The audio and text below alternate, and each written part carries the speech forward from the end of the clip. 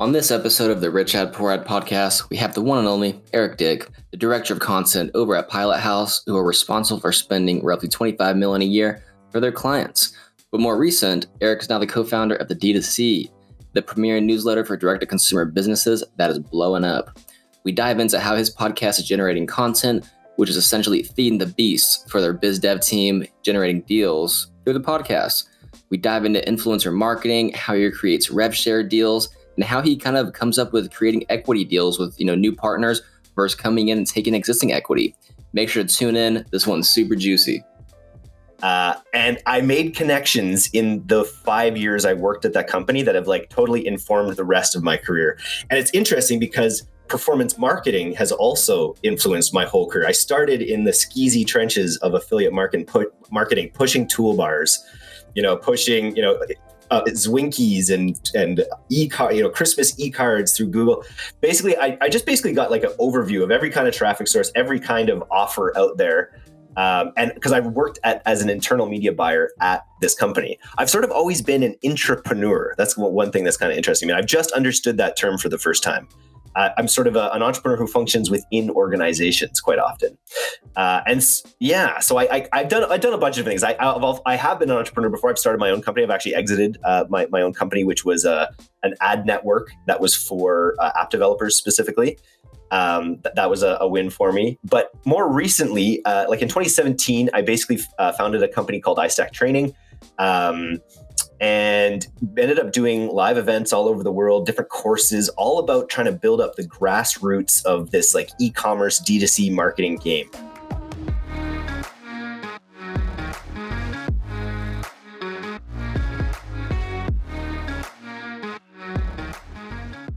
Listening to the Rich Ad Poor Ad podcast, where we break down the financial principles that rich advertisers are deploying today to turn advertising into profit and get tons of traffic to their websites without killing their cash. These advertisers, agencies, affiliates, brands are responsible for managing over $1 billion a year in ad spend. You'll hear about what's working for them today, their rich ads, and we'll roast their epic failures and crappy ads on the internet with poor ads. Let's get into it. All right, everybody, we are back in business with another episode of the Rich Ad Poor Ad podcast. We got your host, Dylan Carpenter, in the house, and the one and only Mr. Zach Johnson. What's good, man? Legend of content marketing in the affiliate marketing space and now direct-to-consumer space. I've been a fan from afar, but I'm excited to have him on. Yeah. We have the director of content over at Pilouthouse. They're responsible for easily spending $2 to $3 million a month on their clients' ads. And more recent, the co-founder of the D2C, the premier newsletter for direct-to-consumer businesses, the one and only Eric Digg. What's good, bro? Oh man, thanks for the intro. Life's good. Just here in Victoria, British Columbia. Just on that content wheel, on that weekly content wheel. I'm loving it. Yeah, and I mean, it's pretty interesting too. I mean, I think we met 2 years, maybe 3 years ago over in Vegas. So it's kind of cool how it goes full circle.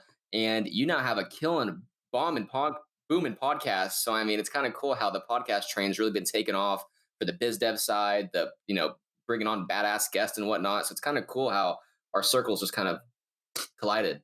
Yeah, I've sort of done a podcast in the last 3 enterprises I've been involved with, basically, and they always. It's just such a powerful medium. The connection that you make with people, the depth of the relationship you generate with people over podcasts. When you're in someone's pocket for an hour and a half and they're listening to your voice, right? There's a real connection made there, and it just spits off value for all kinds of things in your life. So I'm a huge disciple of the podcast medium. Heck yeah, this one's gonna be solid. So I mean. We'd love to dive in, or we'll give everybody a little bit of background of kind of who you are, what you're doing at Pilouthouse, to kind of give everybody some context and keep them up to date. Yeah. So my story, I've been in digital marketing since 2006 when I joined a affiliate marketing company called Neverblue way back in the day.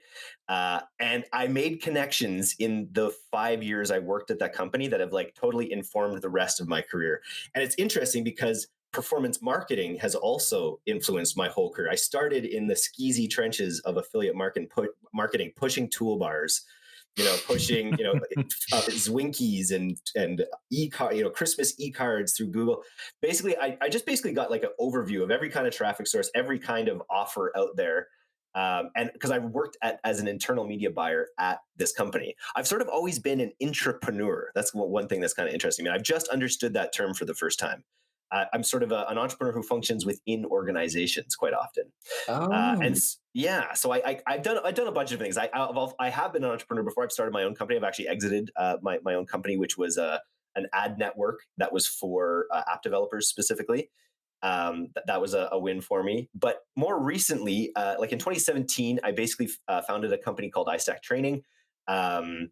And ended up doing live events all over the world, different courses, all about trying to build up the grassroots of this like e-commerce D2C marketing game, working with inspired entrepreneurs from all over the world, traveling around, collecting them in places and delivering high quality content to them through these events and these courses, as well as the podcast that we did. And it basically was an amazing 2.5 years. It kind of ended up wrapping up. But this network that I built of these grassroots entrepreneurs has just been absolutely amazing to kind of keep in touch with, watch them grow. And then as I jumped in with Pilouthouse, which is oddly enough an agency that started while I was renting space from them. And these guys are also guys that I worked with at Neverblue, to call back to my, they were guys that I started with at Neverblue. They started this performance agency where they're really trying to merge the idea of performance and agency. They have a really kind of unique model, how they work, and they're really sort of pioneering, I think, like hyper growth in the agency through the using these principles, hardcore principles of performance marketing. I joined them as an opportunity to kind of rekindle what I had built before, and so basically what we've started doing is building a content brand on top of Pilouthouse. Speaking to the D2C market, which is no longer just grassroots, right? The crazy thing with my trajectory is that I came from this grassroots place, but then I started a newsletter called D2C, direct-to-consumer.co, if you're wondering. He started this newsletter, and then everyone subscribed, not just the grassroots entrepreneurs, but Unilever and Coca-Cola and Red Bull and Disney and Bausch and Lomb and every big company in the world realized when COVID hit that their plans had to accelerate massively to go direct to consumer. And so we've just been growing like crazy. It's been 4 months of issues every week, and we just hit 10,000 subscribers. It's been a great milestone. We're covering most of our costs with sponsorships at this point. So the goal is to get that sort of the company to revenue positivity, and then produce info products to really scale it. And I'm super excited to be a part of it. I'm super excited to be on the co-founding team of D2C as well, because it's going to be its own thing sooner than later. And super excited. I've built a small, great team that I love working with. And what's different now versus what with iStack is, with iStack, it was me figuring out with a bunch of how to run these courses with maybe one other person. I have this team behind me now, and I also have the Pilouthouse team behind me now, and I've been able to tap into their resources, to their marketers, to their designers. And it's just been a great situation to work with friends and build something I'm really proud of, which is what I did with iStack as well. So it's been good. Dude, I love the name. I honestly, like, a pandemic hits, we see your 10 years of growth in e-commerce, and Eric, the content king, is like, oh, let's name a podcast after that. I mean, so much just goes into the name of the content, and it's just like D2C, man. It's like what everybody's talking about right now. And the design, I'll tell you, in terms of like insights for us, like I think we're probably about 20 or 30% organic, like from my network, and then just the organic growth, our referrals that we have as well in the newsletter. But a lot of it is with ads. But we're driving really cost-effective ads, and we basically with only a couple ads have ever worked. We've tried dozens. Only a couple have ever worked. The ad that worked for the longest, that's still working for about 50% of our growth, was something that was the first ad we made. Essentially, was a carousel that featured these really high-end graphics, and that's what I would say that we nailed. Like the name we nailed for sure, direct to consumer, and then D2C. But the logo and just the visual identity of it as well, because most of our growth has come from Instagram. Most of our growth has come from Instagram stories. And it's just been the best place to hit people with like a really pristine, highly designed, experience. There's not a lot of information in our images. It literally, the ad that worked was just our logo in like 5 different treatments. And then we added text that explained what they were going to get with the newsletter essentially. But just that like really bright visual experience in Instagram is the main reason for our growth so far. Man, I think I had to have signed up like 3 months ago. And I look into this. So, I mean, I love it, man. Y'all are killing it with content without a doubt. Yeah, thanks, brother. Yeah, it's like I say, it's I don't write I write probably, I get to do a lot of the fun stuff right now in the newsletter, which is fun. I get to do the GIF, like I get to do the weekly GIF, or I get, I'm doing the intros, I'm doing the funny bits kind of thing. And we have other writers who are writing these in-depth articles on things that we get from our staff members or things that we get from other people. We're also just we realize that our podcasts are just these treasure troves of data, and people like to consume data in multiple ways.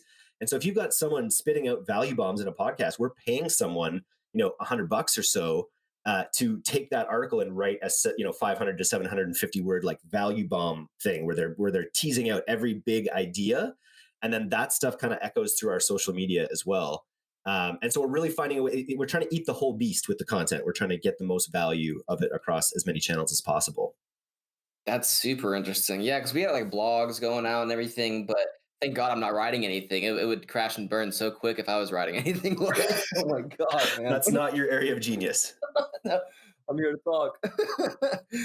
That's super awesome. How big is your team when it comes to the whole podcasting? So the D2C as a whole?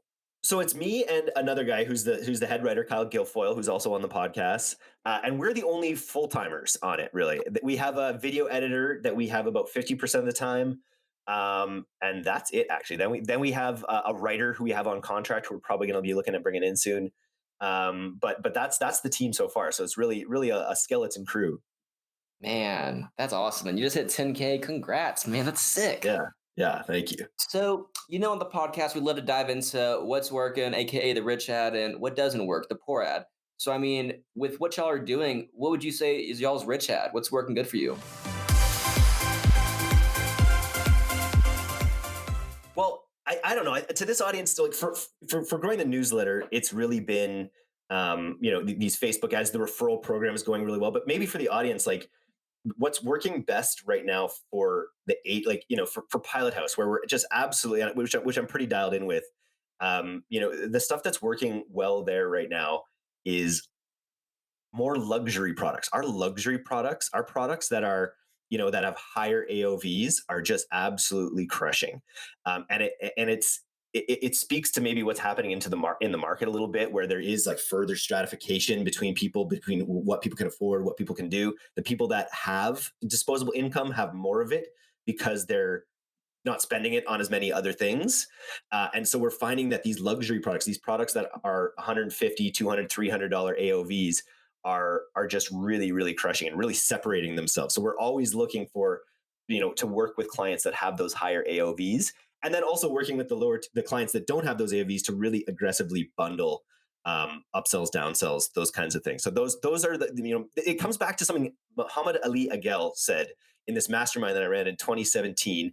And the guys from Pilouthouse, the founders of Pilouthouse, came to it, and I paid them in rent, actually, because I was renting office space from them at the time.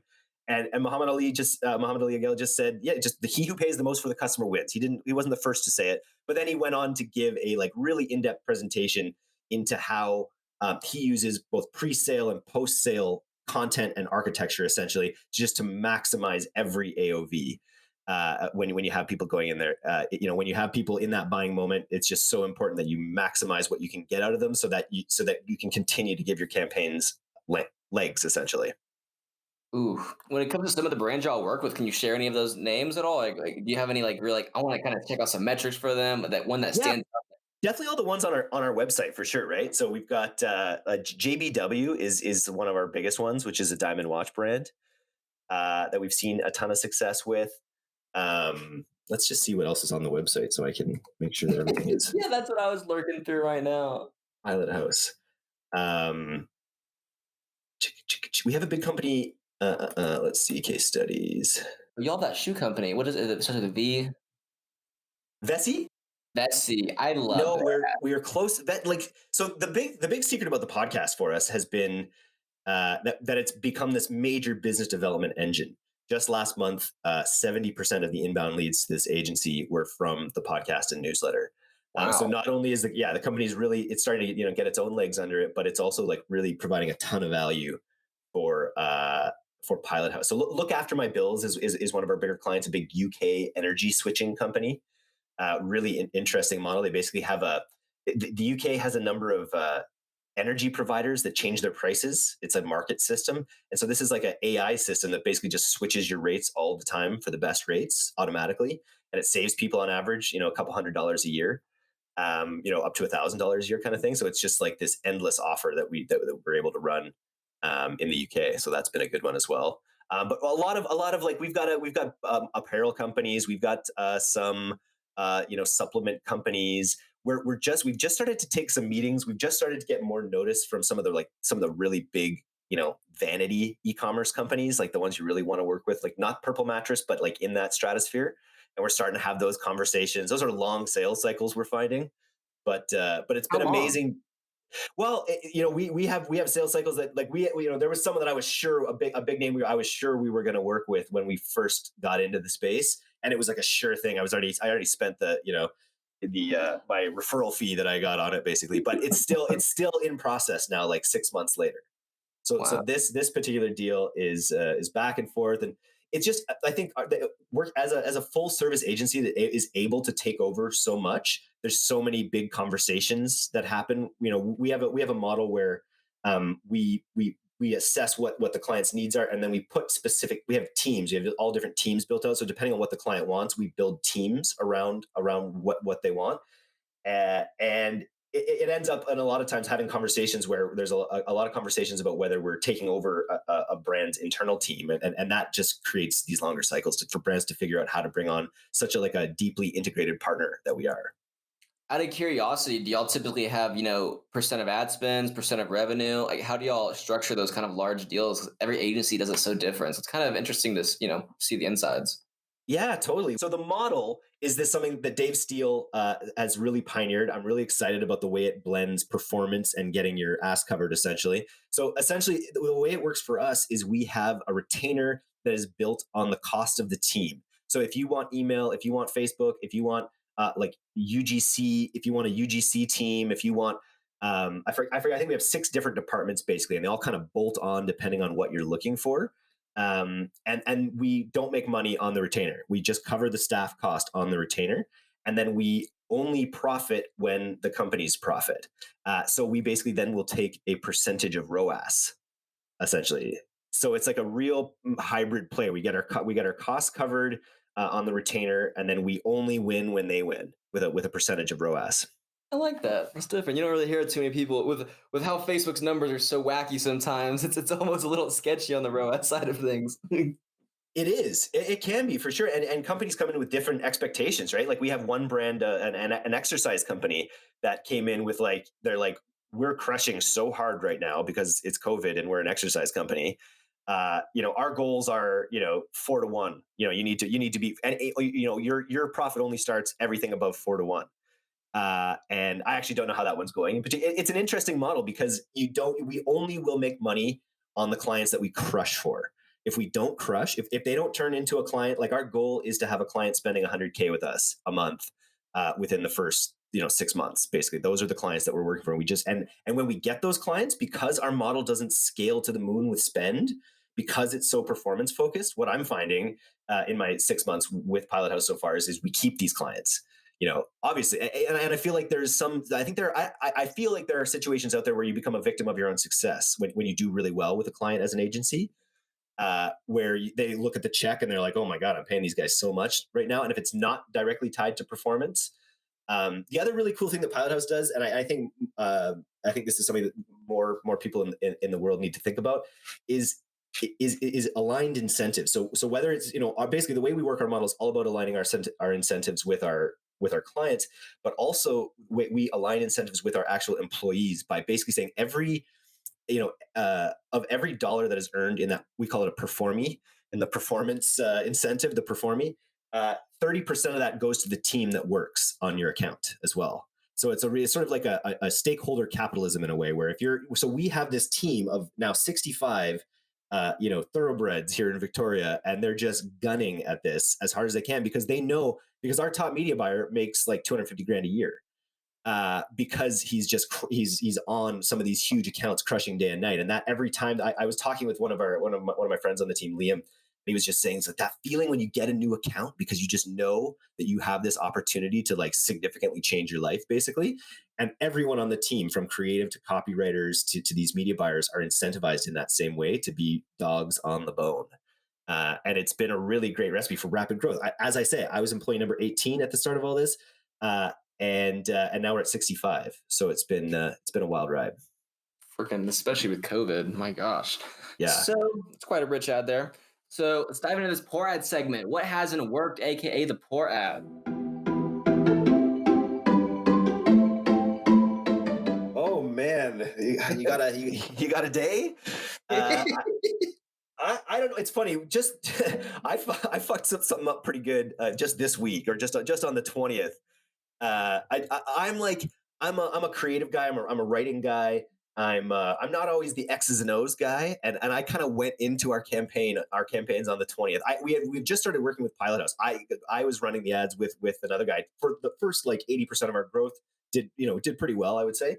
But we've sort of moved it so that we're working with Pilouthouse now on it. And I saw an alert on the accounts on our Pixel. I went in and I created a block list of like, I basically created a list of approved URLs that we would accept traffic from, thinking that's what I had to do. But really, I just blocked everything else, and we haven't been getting data for the past 3 days. We couldn't figure out why, and it's because I did it. So that's my poor ad thing was actually just going into the back end and fucking with the Pixel and not asking anyone else to check it.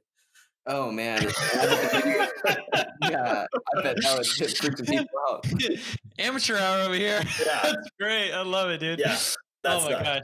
That effing sucked. And so I had to own up. I had to use the Ralph Wiggum gif of I'm helping to own up to it after we figured it out. Go. I'm helping. But so there's not a lot of learnings there other than don't be an idiot. But I'm trying to think of other things that haven't worked.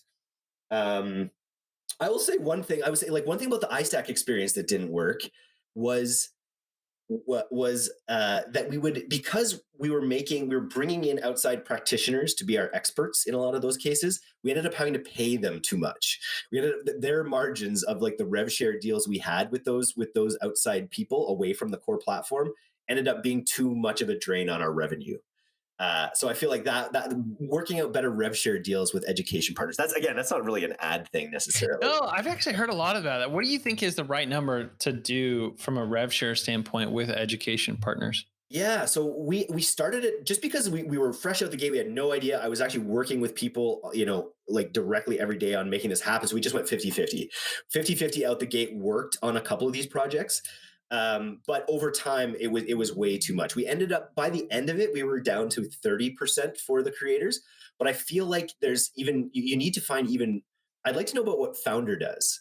I feel like Founder is the person to look at about how to do that in the space. Right now, we're lucky because we're bringing on people. One of the neat things that we're doing is we're adopting our next course, which is at learn.directtoconsumer.co/influencers, influencer marketing course, that we're really excited. And we're not filming it ahead of time. We're doing it as a live 3-day challenge.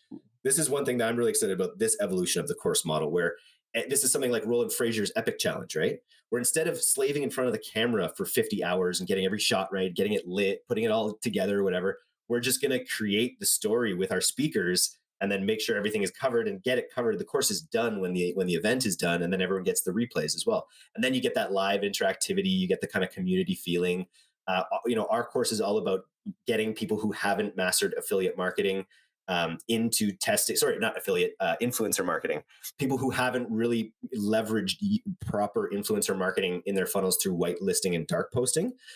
This is what this course is sort of all about. And by the end of it, you will have launched your own dark post campaigns.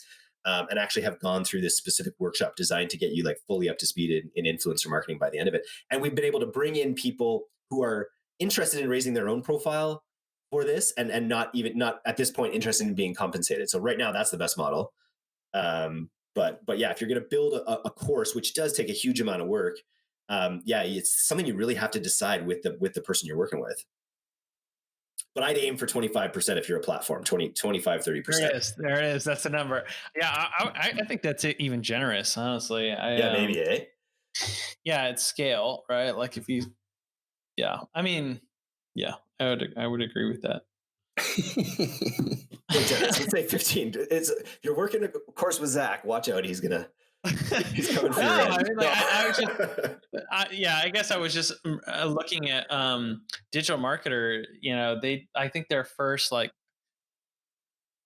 yeah, I think they were up there on rev share deals with their courses, and I think now, like, if they do something with you, like, I don't know that they do a lot of those rev share deals, like, even at And all it's an anymore. evolving thing. You got to flip the script, right? You build up your brand to the point where you're making the terms, right? Just these things evolve over time. Yeah, And yeah, start where you got to start to make a deal, and then see where it nets out. yeah. No, that's cool, man. This episode is brought to you by Funnel Dash's Ad Card, the only charge card exclusively for your digital ad spend in partnership with MasterCard. And if you are an aggressive affiliate dealing with dozens of ad accounts, or you are in gray hat or black hat verticals such as drop shipping, CBD, or other verticals where you're dealing with ad accounts getting shut down, business managers getting shut down, or even deplatformed from platforms like Facebook and Google, then you absolutely need to check out Funnel Dash's Ad Card. We give you unlimited free virtual debit and credit cards, so you can have a dedicated card for every single ad account campaign. And you can attach any name and address in the US, so you have complete anonymity on the card and at the card level. Plus, one of my favorite features is that you don't have to pre-fund or even top off like most typical virtual card solutions today. So if this is you and you're operating these verticals, whether you're an agency or an advertiser, then check out AdCard at funneldash.com. Well, one of the things that we like to dive into the show is talk about really bridging the gap between the world of advertising and the world of finance. And I'm curious, you know, with the world you're operating in, what are some of the trends you're seeing right now in terms of how entrepreneurs are managing their cash, how they're, you know, investing into the growth of their business, and some financial principles or disciplines? It's a good question. This is why I should start listening to your podcast a little bit more. I feel like I don't know that I have a ton to offer on the deep financial literacy side. Um, I especially as an entrepreneur, right? So like I have, I'm always in the companies that I've been involved with, I'm always keeping a P&L.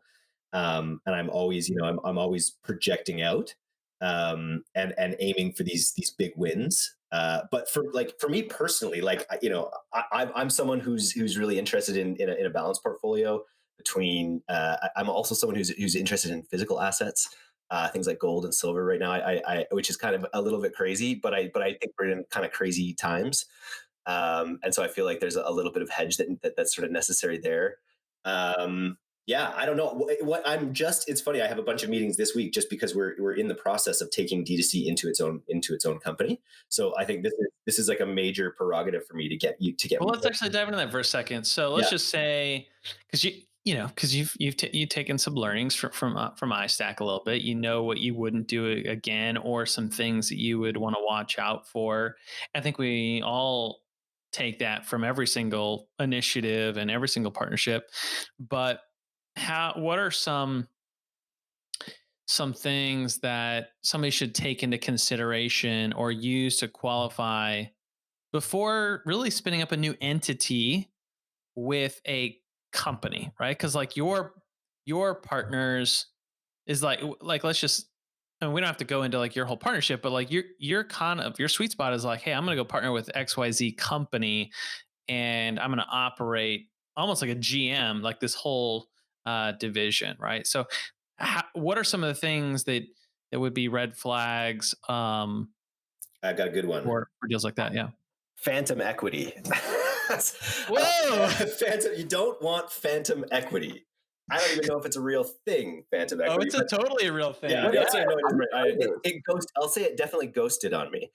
But yeah, I was involved in one of my enterprises where I had phantom equity, and ultimately there's no hard feelings because the company did not ever achieve the level of profitability over time where the equity would have manifested into something being worth having. Just to give everybody like an overview summary of like what phantom equity is. Yeah. I mean, you can take a stab at it, and then I'll kind of fill in some of the gaps if Yeah, you that's a want. good idea. Yeah. So it's basically equity that doesn't exist until uh, until the event of a sale. Essentially, it's basically it's a kind of equity that like collapses into existence in the event of a sale based on an evaluation of the role and the value that your piece played in the sale. Is that sort of that's how I understood it? Yeah, so it's almost more commonly it's like an options package. So like stock options is what everybody understands, where it's like you're going to put in X date and time, and then you have this, right to exercise your option to buy stock. What phantom stock is or it's called a synthetic stock, is this is yeah, there's less of the optionality. It's more of like this grant, but there's no tax, liability around the phantom stock. So I feel like we should insert like a disclaimer here of like Eric, Dylan, and I are not attorneys, so like accounts or whatever, don't advice. But there's some interesting people, that try to get really creative with phantom stock, where it's just like, hey, Eric, you're putting in, six figures of value of sweat equity into this, and we don't want you to have a tax event by us granting you equity, and we don't want you to give you an option because you're more valuable than like having the option. Um, so, anyways, I it's think it its was the own right little, situation in that yeah, period, but this time there's a different approach basically with good faith equity granted from what's already been achieved and acquired, which has been, and that to me is really important, having that out of the gate, and then setting basic milestones to achieve the rest. So they're ones that I'm fully in agreement with and believe I can crush, and all these things. So I feel like I feel like the situation I'm in at this time is quite a bit better. With yeah. Basically, you have a grant on. It's all, this is all basically earn-ins, right? I've never even heard of the phantom equities. So I'm learning something new. That's awesome, it man. ghosted. It's It ghosted you. it ghosted me, that one. That's Uh, awesome. Yeah. So what are some of the things? What would be like some green lights of what would you do? Like, what are you looking for in these types of partnerships? Yeah, for like That for me, like I, since I've gotten into this, I've been a dad, right? Right since the beginning. I've got a family, so I've always been like focused on, and I've, because I've always been an entrepreneur, I've been focused on like, okay, I'm getting my ends covered basically, uh, and then yeah, and then just finding people that you can really add value. The reason that this is working so well with Pilouthouse is it's like I didn't have to build this company from nothing and no earnings, like, and have it be a total negative on the balance sheet for Pilouthouse, because ever since I started it, it was already providing measurable valuable for Pilouthouse with the business development. So it was a really cool opportunity to kind of like gestate this business inside of this growing business, provide it so much value that it doesn't affect my eventual equity position, if you kind of know what I mean, because it was providing so much value this whole time. Um, yeah, and so now it's going to be able to spit out on its own and still provide value, but figure out a way to be properly compensated. That's the one thing we're trying to figure out right now. Is like, what is a conversation with Unilever worth? Or like what is, if once this becomes a new company, how do we continue to incentivize it to be a business development engine for the agency? And that's something that we're kind of continually working on as well. So yeah, so like yeah, it's really nuanced stuff, right? You're not going to, until you're in a situation. The thing that was really interesting to me was the very first conversation I had with Dave Steele from Pilouthouse, when we were talking about like, he sat down, he's like, everyone, he's like, before you even say it, because I'd been in the space a while, I knew I could provide a lot of value. I was interested in having an equity conversation about Pilouthouse. Even they were not 65 employees, they were 18 employees, they were still doing really well at that time. But he's like, before we talk about equity, he's like, everyone wants a piece. Everyone wants a piece of equity. He's like, why don't we talk about, instead of like how you can get a piece of equity of Pilouthouse, like, why don't we talk about building equity together? Why don't we talk about building more equity? And so that's kind of what we're trying to bring with Pilouthouse. Like, whether it's, we try to hire entrepreneurs in a way, and we want to continue to be able to do that. But then we want to find ways and be able to build systems where we can build equity Yeah. together. Yeah. No, I think that that's awesome. I love that narrative. Like, how can we build equity together? Rather Right. than This is split up existing equity or whatever. totally. It's something that I had to deal with very early on with Funnel Dash. Was like, what percent do I get? What percent do I and my answer was basically always just like defer, right? Like, hey, we just start working together. Like, you might be out the door here in 3 to 6 months. Yeah. And I've had like really high level consultants that are just like, yeah, I won't consult without equity. I'm like, okay.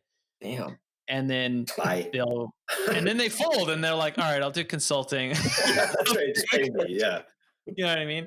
But it is I love the idea of and I had this relationship, because I started it with an agency and then I basically spun out Funnel Dash, and I had prospective partners in that agency that I had to create the line on with Funnel Dash. And now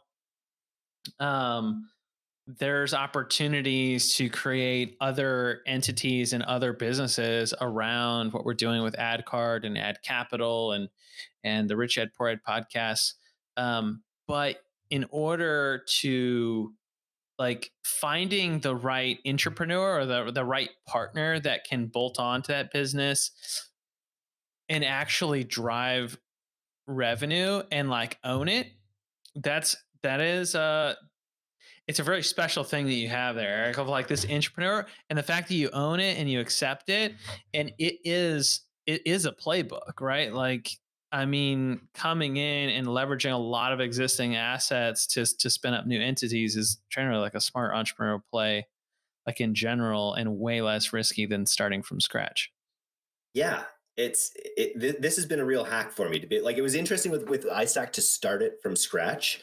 And really just and again, I had the benefit with iStack of also working because they also had a forum. They have a great community like that. I obviously benefited from that, the existing assets that were handed off for me to run. In that case, with iStack, I was actually handed off an individual course to run, and so yeah, so like it's really hard to know. iStack did it really well, I'll tell you, with another guy that they hired who's basically running AdWorld and a bunch of other things named Chad Wilton. Yeah, do you know Chad Wilton, Dylan? He's an ultimate entrepreneur as well. He's really run with the affiliate world business in a really commendable way. I'm super impressed. He was a referral from me. He's a friend of mine from Neverblue, oddly enough. You might remember, but he kind of came on as an entrepreneur to run iStat, or to run the conferences basically. And I remember them making the decision between him and this other guy who was like a dyed in the wool black hat affiliate. He built this empire in Germany, and he was the other guy they were kind of looking at as to kind of taking this over. And they ended up taking over this guy that was his first opportunity at being an entrepreneur. He'd been a great employee for a while. And I think they actually just hired him as an employee, and he's probably pushed his way into the conversations by now, I'm sure, to be an owner there. But I thought that was an interesting dilemma to go between this like hardened visionary black hat, really what character of a guy, like a real sort of caricature of an entrepreneur in a way, and then this Chad Wilton guy who was a very green employee, had not been a entrepreneur before, but they could see that he had the hunger and the right thing, the right materials, right the right stuff, the right stuff. That's what I'm trying to think of. Yeah. Chutzpah. That's right. I love it, man. Well, Eric, tell me a little bit about what you've got going on right now and how we can support you. Yeah. So if anyone is interested in this whole like crazy direct to consumer space, like we put out about 3,500 words a week of really in-depth training materials, essentially tales from the front lines of the agency, interviews with high-level brand owners, and other sort of research pieces that we put in there, really just keep you up to speed with what's happening in the direct to consumer space, what's happening, in specifically in the customer acquisition side of the direct to consumer space is really where we focus. I see. It's really for the marketers operating in the D2C space. Fair enough to say, ultimately, versus the D2C brands. and owners themselves? Well, it's a really good mix. Like I would say, like 40% are brand owners. So depending on because brand owners think about marketing all the time, right? Like most brand owners I know are really dialed into what's happening on the marketing side. So we definitely have a lot of brand owners as well. And then we're launching this course at learn.directtoconsumer.co/influencer. Maybe we can include the links in the show notes. You can join the waiting list right now to join our inaugural course.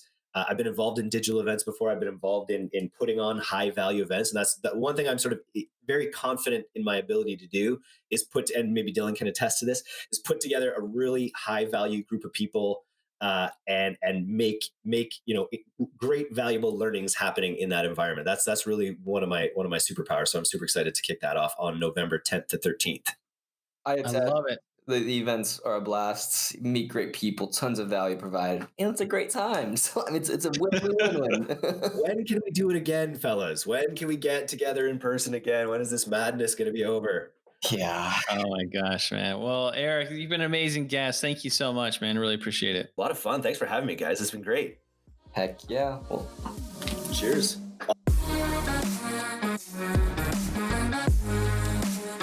Thanks so much for listening to another episode of the Rich Ad Poor Ad podcast. If you're like me and listen to podcasts on the go ahead and subscribe on Apple Podcasts, Spotify, YouTube, and richadpoorad.com/podcast. And if you absolutely love the show, go ahead and leave a review and a comment, share with a friend. If you do, take a copy, screenshot of it, email me, zach@funneldash.com, show me you left a review, and I'll give you a free copy of the Rich Ad Poor Ad book. To learn more about the book, go to richadpoorad.com.